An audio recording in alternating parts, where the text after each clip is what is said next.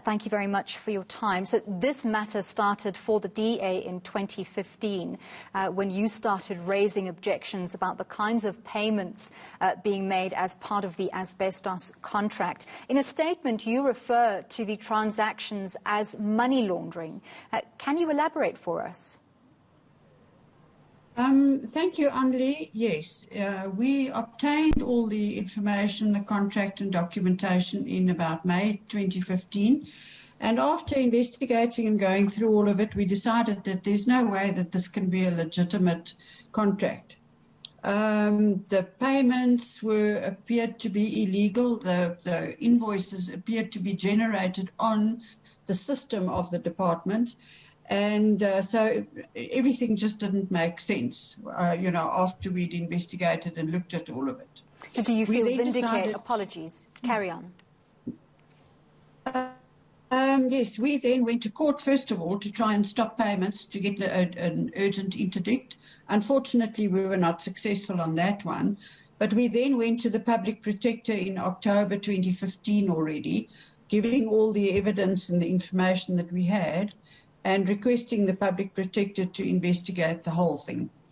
We only received the Public Protector's report. It was only finalised and released in May this year, which is almost 5 years later. So yes, we do feel vindicated because the findings are that most of what we had concerns about were actually found to be true. Will the DA be calling for the Secretary-General to step down or be suspended while the court proceedings take place? Well, he is the Secretary-General of the ANC, and the ANC, I'm quite sure, would be doing that. One would think that they would, find it far too embarrassing to have their Secretary-General in front of the court and undergoing a trial.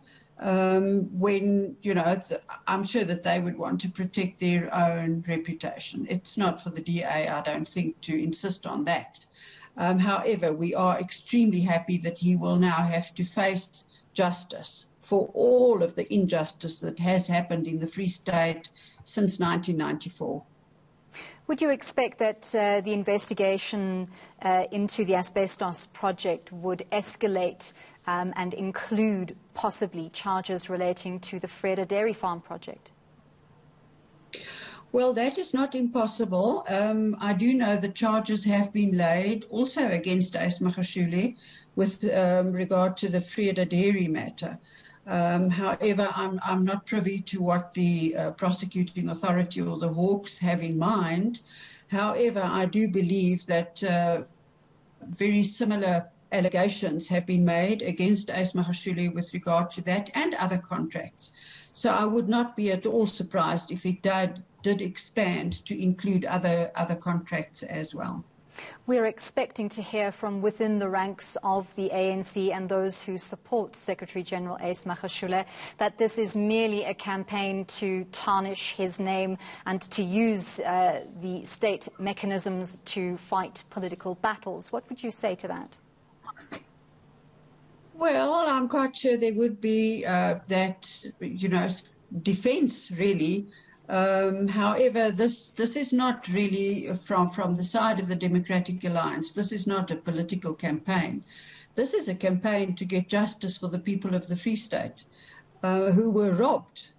The Department of Human Settlements, where we have a massive backlog of housing, 200,000 people are still waiting for their houses, can hardly afford to lose 255 million rand, which ended up in the pockets of cronies.